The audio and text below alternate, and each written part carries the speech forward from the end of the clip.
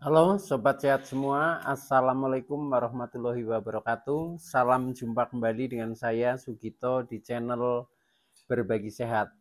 Channel edukasi dan motivasi seputar asam lambung, GERD, anxiety psikosomatis berdasarkan pengalaman saya sebagai orang yang pernah menderita asam lambung, GERD, anxiety psikosomatis dalam waktu yang cukup lama.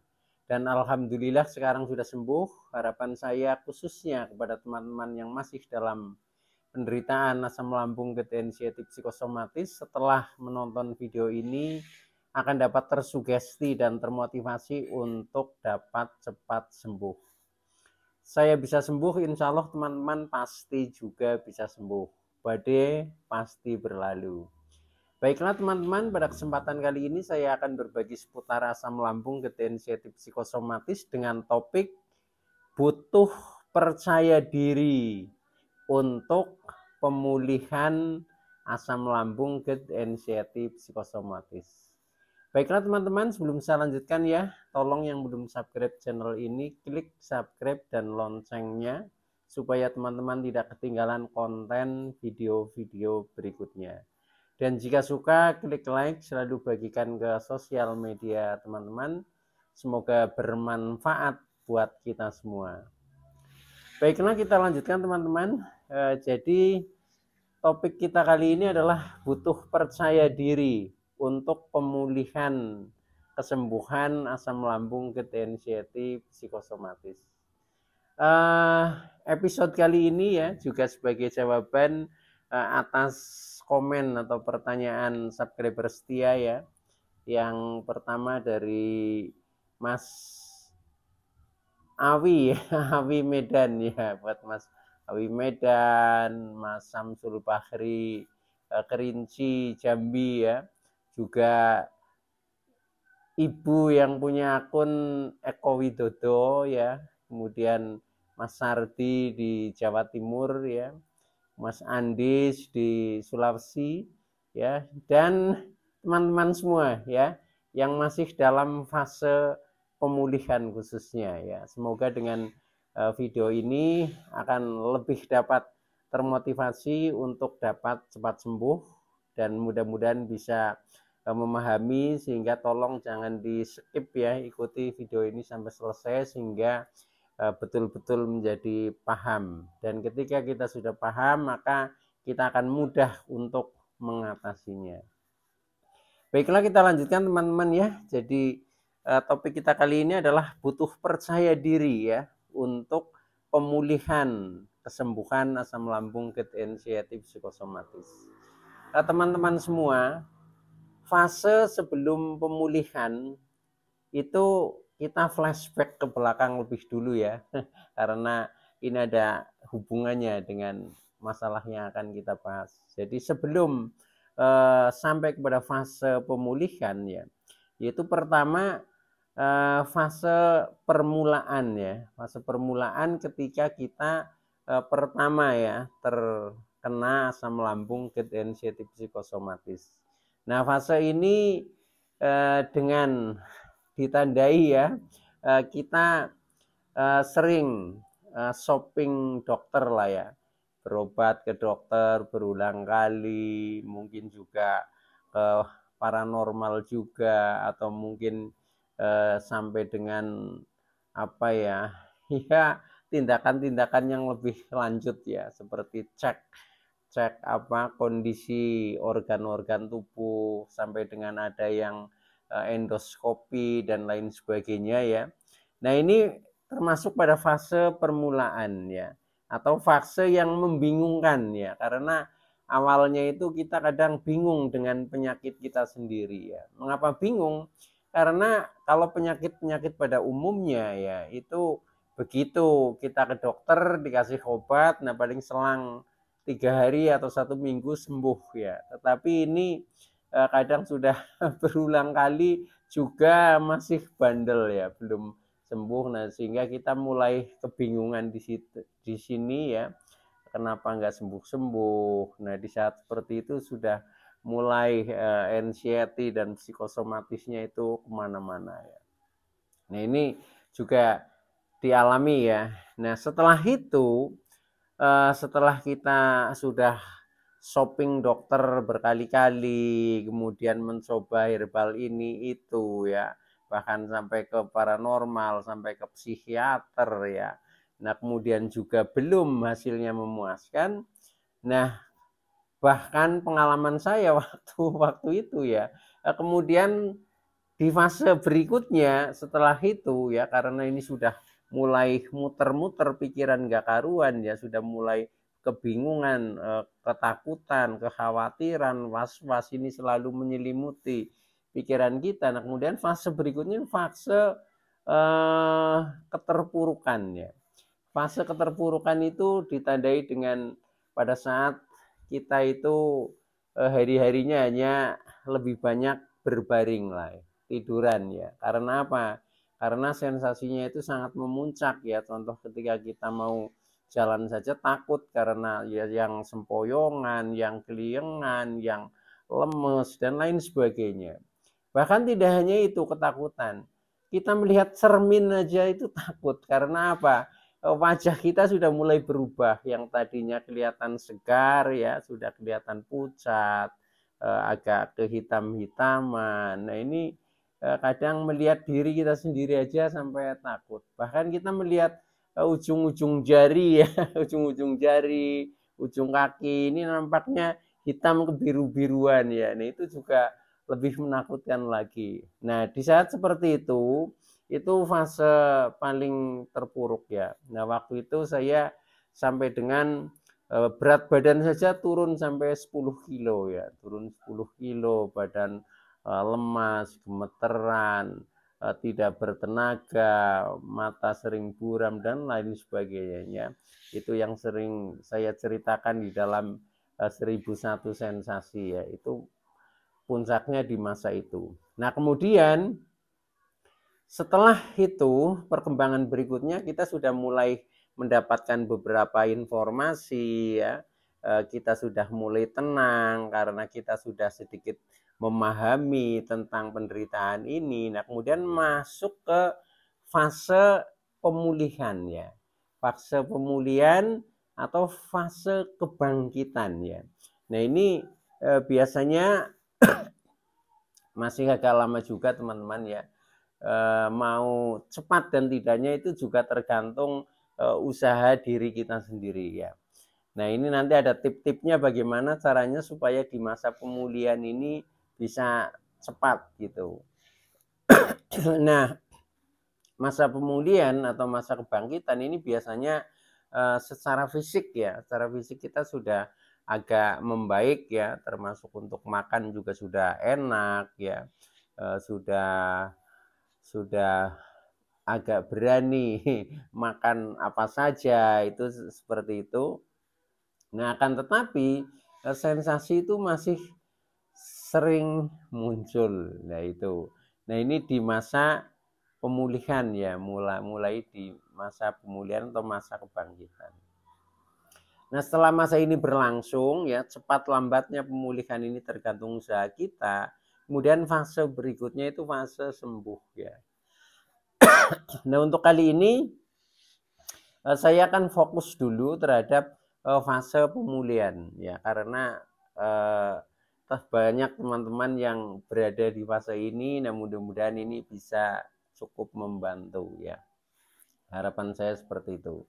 Nah, kemudian fase pemulihan ya, fase pemulihan asam lambung ketensiatif psikosomatis, ini sensasi yang sering muncul ya, atau yang masih sering muncul itu pengalaman yang saya lalui, yaitu tentang sempoyongan dan tentang keliengan dan sedikit lemas ya, masih itu seperti itu, lemas agak gemeteran seperti itu. Nah, ini di sensasi pemulihan ya, sensasi pemulihan, tapi yang masih lebih dominan itu sempoyongan dan keliengannya itu. Nah, kemudian yang lebih penting lagi adalah hal-hal apa yang dibutuhkan untuk pemulihan supaya pemulihan kita itu menjadi lebih cepat sembuh gitu. Nah, ini sudah saya ringkaskan ya, ringkaskan dari pengalaman saya. Nah, mudah-mudahan bisa menjadi referensi untuk teman-teman. Jadi buat teman-teman yang khususnya sedang di fase pemulihan ya atau penyembuhan, ini ada beberapa tip ya. Nah, tip yang pertama ya yang harus kita lakukan adalah untuk mempercepat penyembuhan kita di dalam pemulihan, yaitu yang pertama kita harus percaya diri ya. Percaya diri atau yakin ya. Yakin untuk bangkit dengan nyali yang percaya diri ya, itu yang yakin seperti itu. Jadi yakin kita siap untuk bangkit. Mengapa begitu? Karena tanpa tekad yang kuat dari dirinya sendiri ya, nah itu kelihatannya agak sulit teman-teman. Jadi penderitaan asam lambung ketensiatif psikosomatis ini adalah yang menentukan dirinya sendiri ya. Jadi orang lain, motivator, mungkin obat dokter itu sifatnya hanya membantu ya. Tapi dengan tekad diri kita sendiri, nah itu nanti akan menjadi lebih cepat. Maka tip yang pertama adalah kita harus percaya diri. Percaya diri apa? Percaya diri yakin bahwa kita akan cepat sembuh seperti itu ya. Karena kita sudah mengetahui dan memahami alur penderitaan asam lambung ketensiatif psikosomatis gitu. Nah, setelah mengetahui maka kita bisa mengambil langkah yang tepat ya, yang tepat untuk menuju ke kesembuhan, yaitu dengan modal yakin percaya diri bahwa kita akan cepat sembuh. Oke ya, itu tip yang pertama itu. Nah, tip yang kedua ini kita awali dengan tentang pola makannya ya, tentang pola makannya di fase ini ya. Tadi pertama itu percaya diri, bahwa percaya diri kita akan sembuh normal seperti masa-masa yang lalu ya. Masa yang lalu ketika belum terkena asam lambung ketensiatif psikosomatis. Nah, karena tujuan kita itu ingin cepat sembuh seperti masa lalu ya, seperti sebelum terkena asam lambung, maka kegiatan-kegiatan yang kita lakukan ini harus ke arah normal ya. Makanya pada tip berikutnya adalah tentang pola makan. Ini mulai normal tetapi dengan waspada. Nah, ini pengalaman saya seperti itu ya. Jadi ketika kita sudah ingin bangkit ya, sudah saya anggap masuk ke fase pemulihan, maka saya berusaha makan normal walaupun dengan waspada. Dengan waspada artinya makanan-makanan yang sensitif, yang sering kontra dengan lambung kita, contohnya makanan pedas, ya, makanan asam-asam. Nah itu kita hati-hati sekali di situ. Kalau bisa jangan dulu ya, jangan dulu. Tetapi untuk makanan-makanan yang lain nggak apa-apa ya. Justru kita berawal dari keberanian makan dan nanti keberanian-keberanian yang lain itu akan timbul. Itu seperti itu.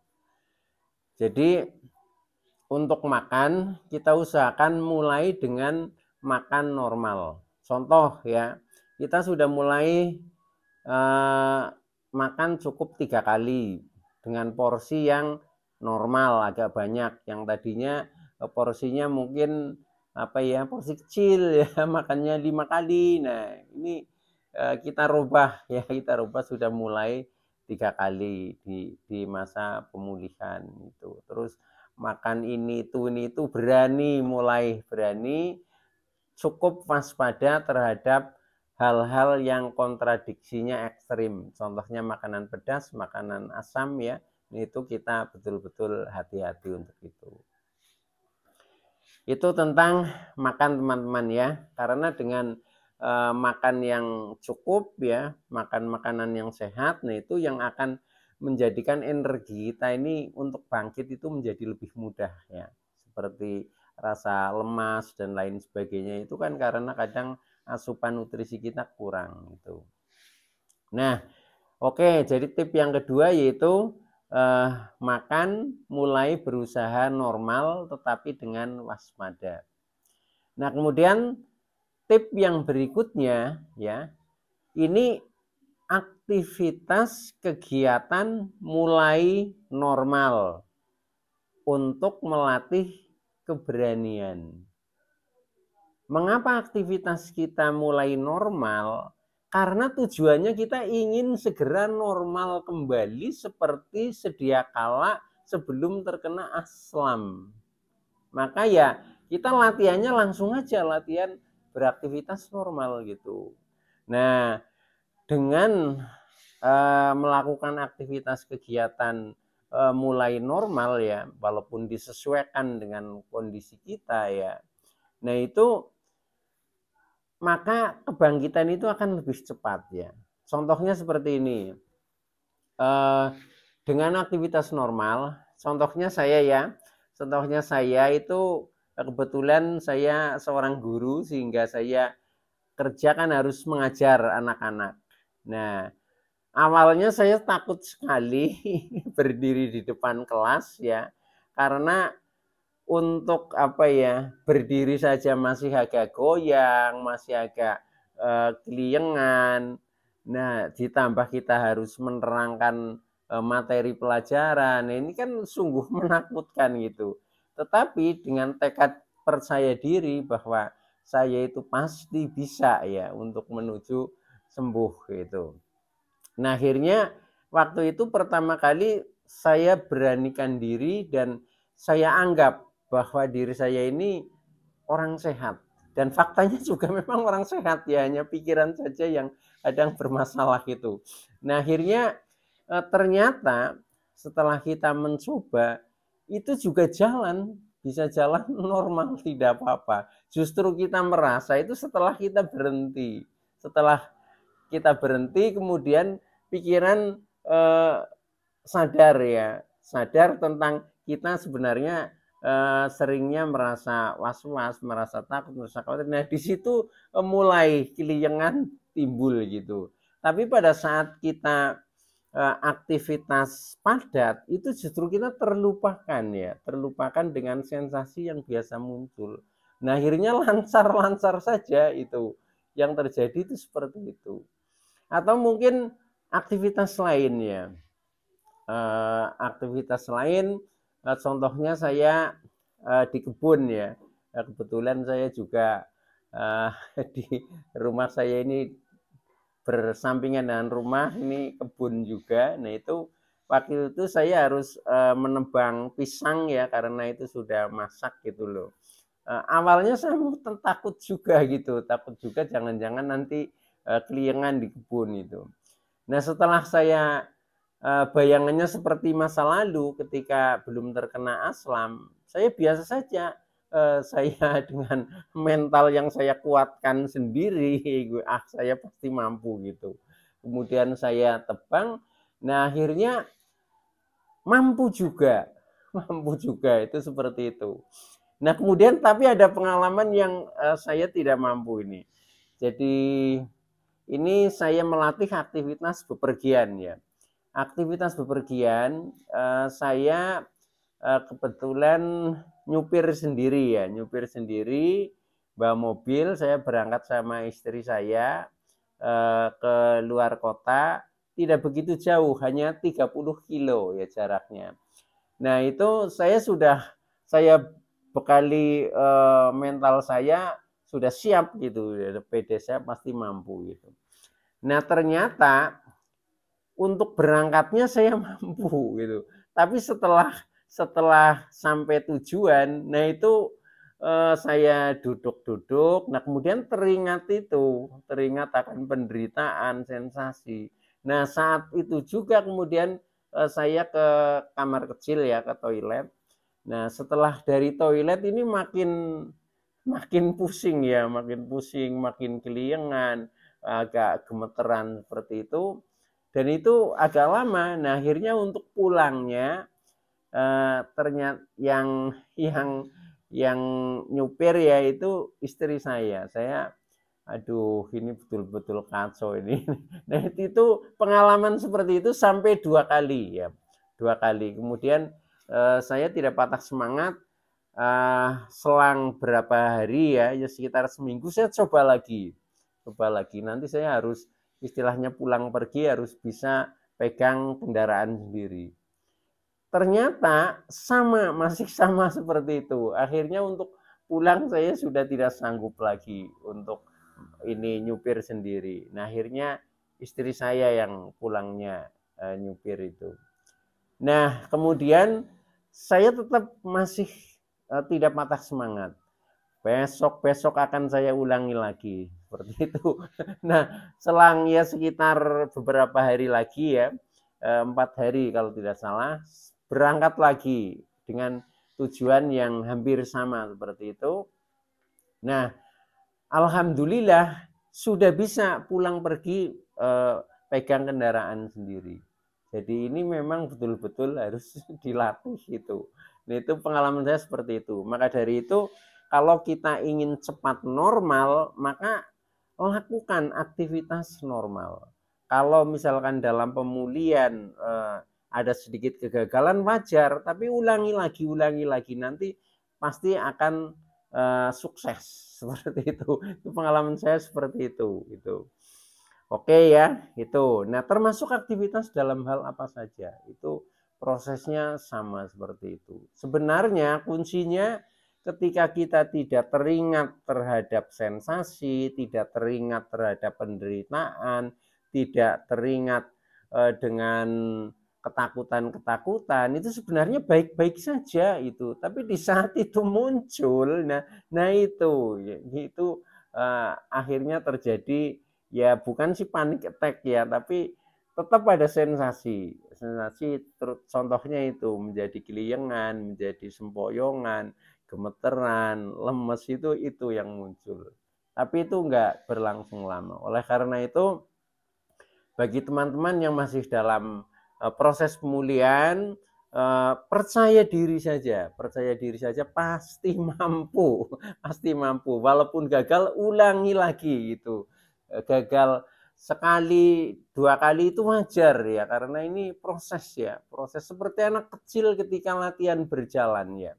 Itu pertama juga paling hanya 1 langkah 2 langkah aja sudah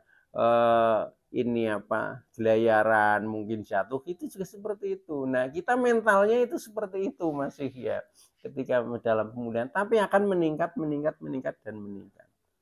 Oke teman-teman ya, itu seperti itu. Jadi jangan patah semangat. Pokoknya kita lawan terus, maju terus, optimis, pasti sembuh gitu. Pasti sembuh seperti itu ya. Jadi ini kuncinya di mindset pikiran kita. Kalau pikiran kita percaya diri, saya bisa, saya sembuh ya, saya siap aktivitas, saya siap berinovasi, pasti akan jadi itu seperti itu. Tapi kalau pikiran kita ragu-ragu, nah ini sudah afirmasi yang negatif itu, makanya jangan ada keraguan-raguan. Maka di fase pemulihan ini adalah butuh percaya diri itu yang harus dibangun teman-teman ya. Itu. Oke teman-teman, jadi selain itu, selain butuh aktivitas normal ya dengan modal percaya diri.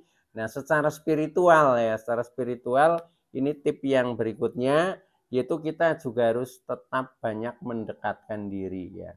Mendekatkan diri kepada Allah Subhanahu wa taala dengan cara lebih banyak bersyukur ya, lebih banyak mungkin berdoa ya, lebih banyak mungkin membaca ayat-ayat suci, kemudian bisa juga mungkin berzikir dan lain sebagainya.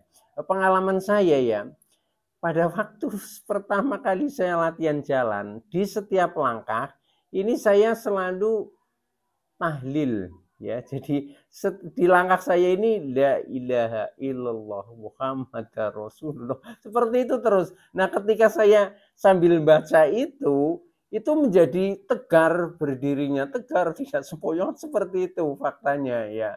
Tapi kalau kita mikirnya, waduh saya bisa apa enggak dan sebagainya. Nah itu ya enggak jadi kalau kayak gitu. Makanya percaya diri. Nah ini tip yang terakhir secara spiritual, kita banyak mendekatkan diri ya.